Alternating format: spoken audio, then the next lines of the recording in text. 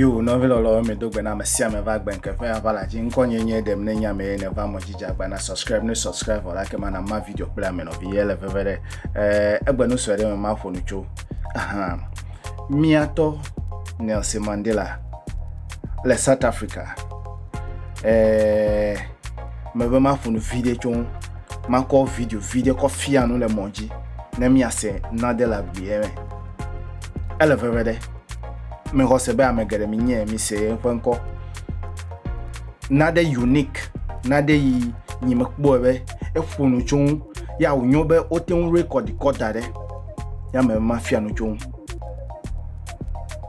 mi se video vore enye la sinye na mafunu yo mi va ekpo video mi tro gbova ekpo video won to akpo be togbe megaleo vo efegbe enye no fafia na nye klo le feme mele glo kle susu be ala nye kpo fufula na me bia se be nko wore ayon ko denam akoyo fupe nko kokpe na me bia se be ale ko yo na we aglo na mbe oyo na wa si mesi me ko se be le feme fifula yin na eyo amawa me wo ko dade fifolara Kristo to we fenko ano nko me na we na eyo amawa me wo ko dade fifola Kristo to we fenko ano me na Kristo me na emula anye Muslim alo Islam to we fenko me de kuku enya mi atok blore esemea ma de gomena ozo eni ole gbogbo ya anya bede nko yi ile zaza Nelson de menye tokple no ne yi de suku be ya vai soro no ya vai nya gbanlere teacher e ya chinembe pa o nko yi yode ma te wan howe o ejebe mi na nko ya o Nelson ko ne e tokple no esemelo osi o eseme demo gama mede yevu e no South Africa jidu gama mede plodovio pe plodovia onye egbede nu kale jojo ma bia wene na de gomenam egbe nu kale jojo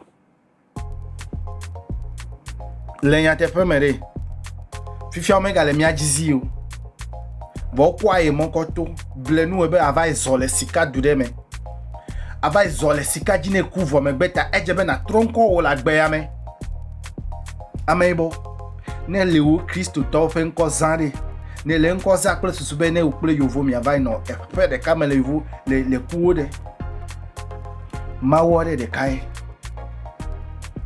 ma te wa glo le kakade jimebe amereke me se won kokpo vo minya mawu ape yovo va Africa gbo me e ya me di be ma chinawe nko yo le mi asire mi na mi do vie nko wa mega kofe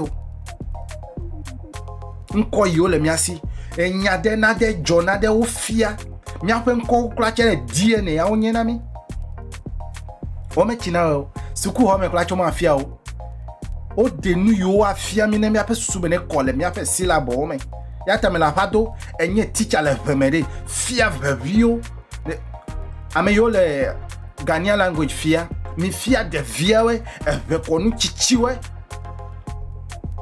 no ko chila gbe me agbenke mi ya ma be gbenke ta mi ava moji mi ava gblonya te fie mi agblonya te fie be ne la gbe kokoko aku ne la nyegba omega vona nuka na nyijeje o ama ichitre de e ya vona nyijeje vo maga gblena be ameno sojire me clear for e ya nya gbe pa o mi agbere mi fia de via onya tefe me po video de e fi fin ma glo be ho pe ton pla fa ma me ko da re nyun channel video ma ka kema me ko da de moji e fi fin be yi ne ya ba ho yo gold le queen bon mi wale do me fia no de via we that is what I want to see nyemenye o me de kaka de la secondary school nyemenye the side effect of colonialism, the side effect of slavery. Ome le mia fia o. Enye ne me va monjire. Susuma ya me be na vu. E fui me le pepele fe me fifa la de. Yo vo pasi le me. Me gbole. France me dibe ya dasile Togo nwu ya ta ya de magalezi eji. Ya mia ochede. Mia me yo me le Ghana amere.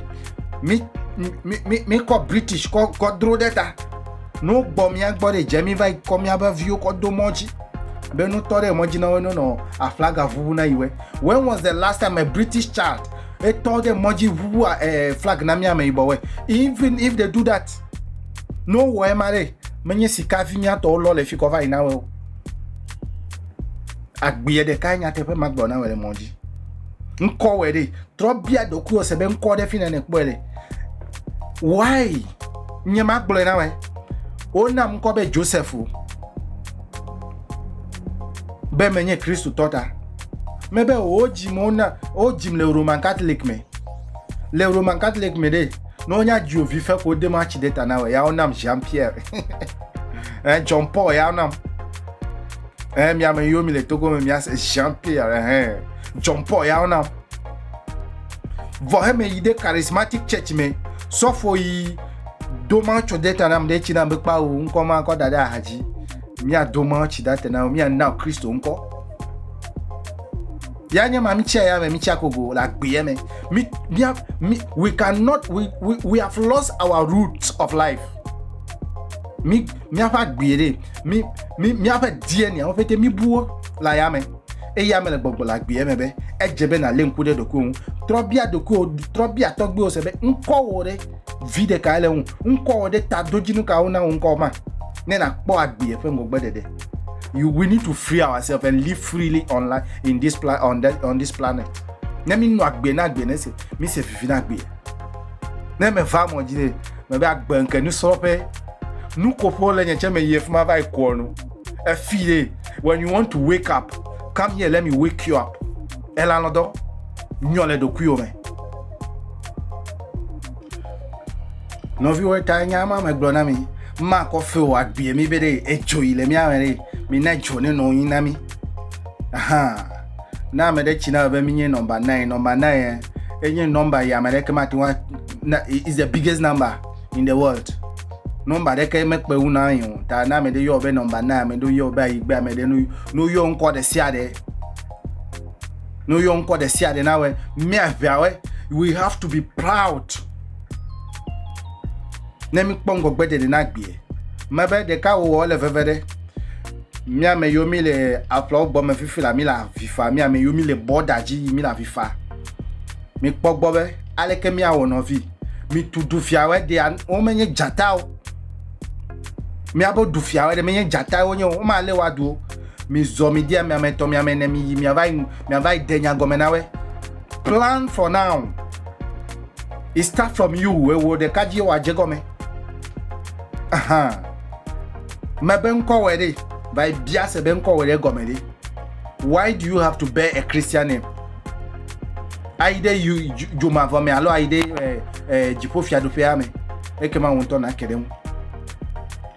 Ta doji nu ta wona won ko wede. Bobe na se gome. If it doesn't make sense, the koda da haji. Sigbe miatogbe Buddha fiamiama. Abe anything written in the book, whether it's been there for 1,000 years. No dem if you want me blawo alafa de kakprejivo awo. Neme sokle o susu okode de koda da haji. Ne na pongo gbede de na gbe. No feel no. Me ponu didi. Mabe know yourself. Nya dokuwe. Nya ameinenye ne na pongo gbede de na gbe. Mia togbebe nko ile isi Mandela de Nelson de menye ipe nko ma o yo vode va ile apasese ne nko ma e ya medibe na se no vi lo we mi anon ka